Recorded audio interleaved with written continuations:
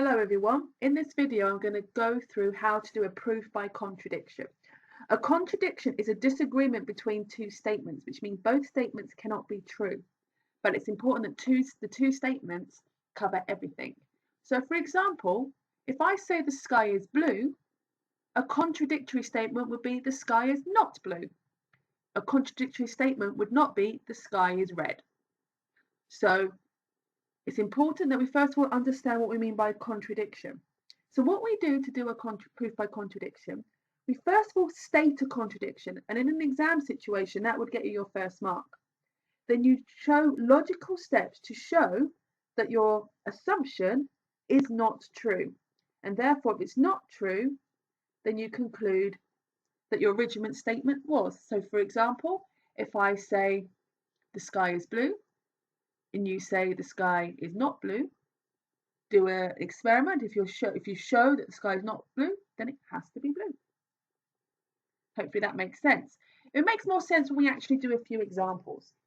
Now, the first one we're going to do is this one here. Prove by contradiction there's no greatest odd number. So I start off by writing a contradictory statement. So I'm going to assume that there is a greatest odd number.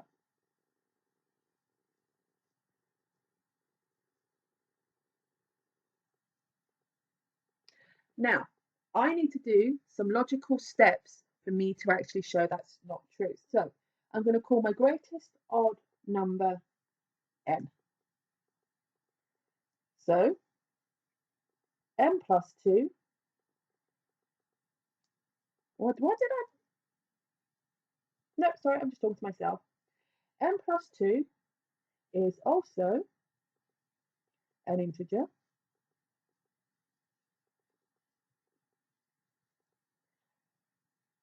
And n plus 2 is greater than n. We can also need to state that it is odd. So n plus 2 is odd plus even, which equals odd. So I've actually just shown, first of all, that n plus 2 is bigger than my original number, and that n plus 2 is also odd. This is a contradiction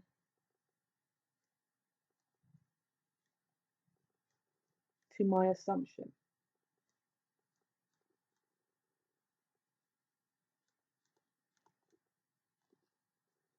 Therefore, so this is my final proof, therefore, there is no greatest odd integer.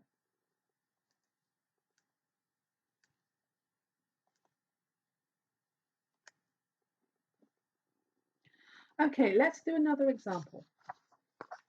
We're going to prove by contradiction that if n squared is even, then n must be even.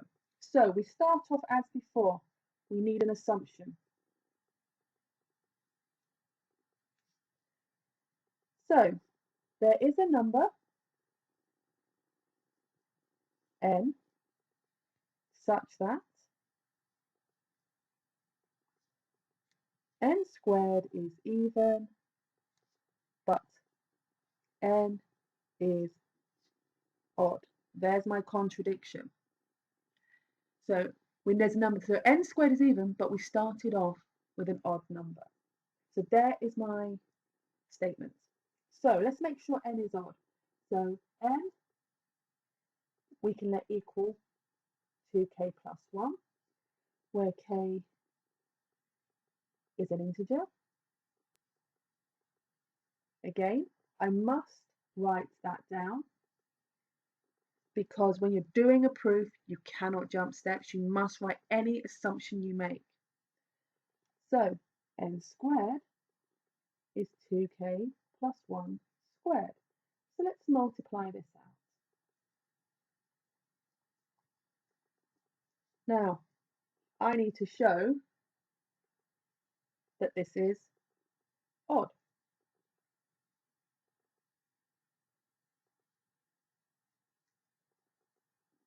Best way to do that actually is always to take a 2 out, so it's in this form.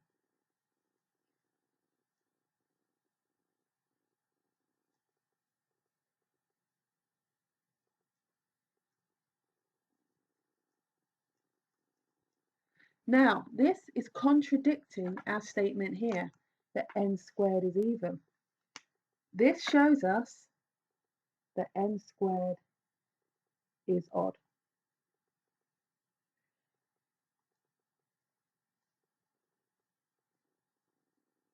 We get to write this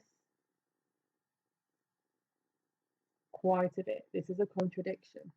Therefore, when n squared is even, then n must be even. So, assumption. We do logical proof showing all our working and any assumptions we have made. Then we must finish it with a conclusion. Now, the next one we're going to do is a really, really, really popular one. We're going to prove that root 2 is irrational. So, if you want to have a go at this one ahead of me, pause the video now. Right, let's start off by writing our assumption. We're going to assume that root 2 is a rational number. So we've got to know how we can write a rational number algebraically.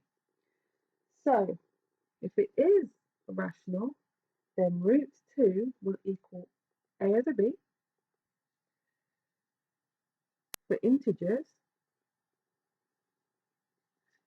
a and b, because that's what a rational number is. It's a number that can be written as a fraction. But more importantly, for this type of proof, a and b have no common factors.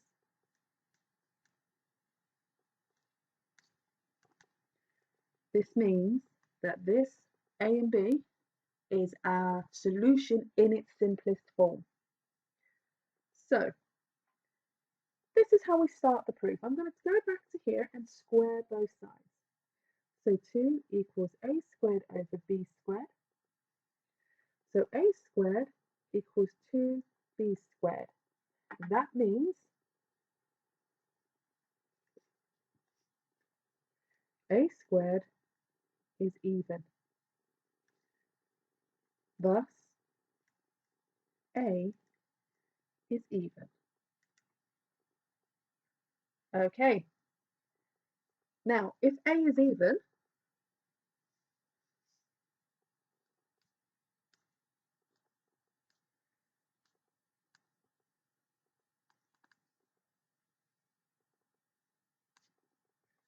as 2 times n,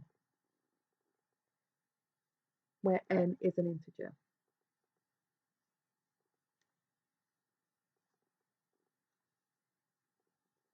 So let's just follow that. We squared both sides to give us this, and this proved to us that a squared is even, and if a squared is even, then a is even. So if a is even, we can write a as a equals 2n.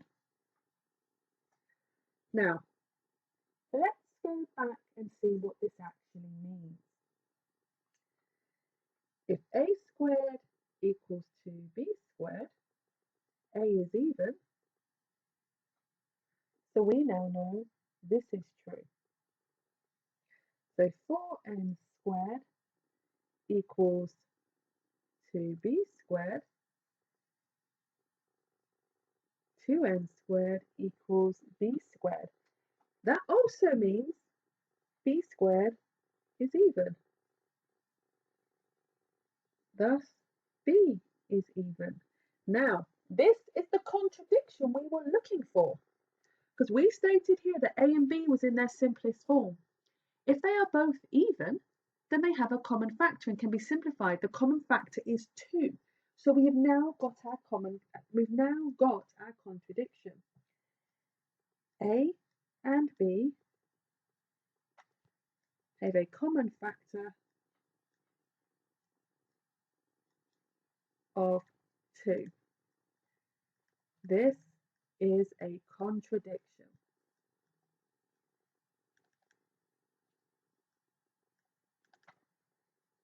Therefore, root 2 is irrational.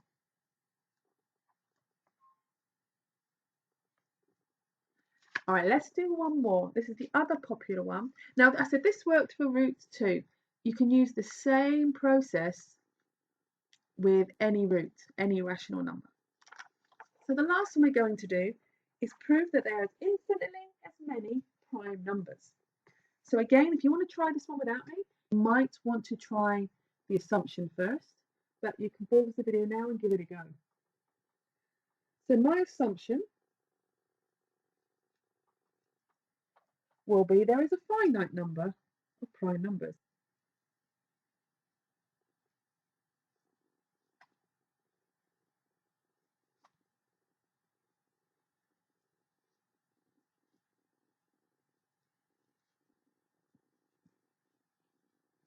And if there's a finite number, we can count them. So I'm going to list the prime numbers. Now I'm not going to start going 2, 3, 4. I'm just going to call them P1, P2, P3, all the way up to the very last one, P. Now let's consider the number. So that is the largest prime number. Let's consider this number, which is these prime numbers multiplied together, because every number has a unique prime factorization. So I'm going to write that as my number, but I'm going to add 1 to it, because I already know that if I didn't have this, it's definitely prime. So use the wrong word there. It's definitely not prime because of all the factors it has, and a prime number has 2 and only 2 factors. Now, if we divide n by any of our primes,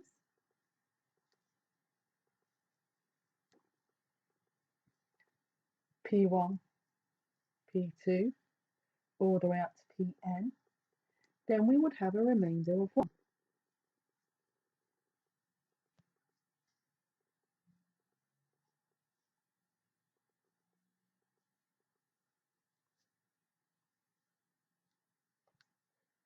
So none of the primes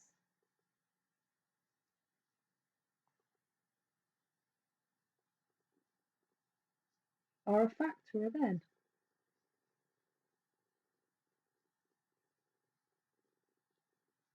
Now, this is a problem because every number has a unique prime factorization. Every single number does. We learnt prime factorization back in year 7 and 8. This was your factor trick. So that means n either is a prime number itself,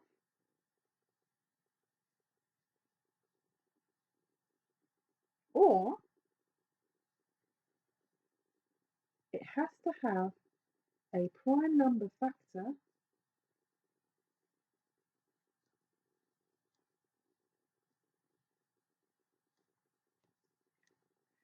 which is not in our list.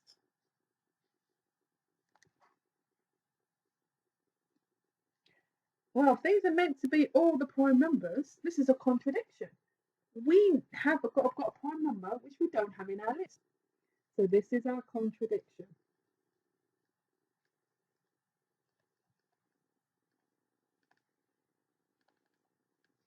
Therefore, there is an infinite amount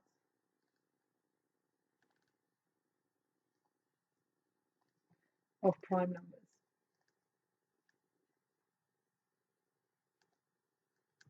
Okay, if you don't fully understand that and you want me to go through any other points, please let me know.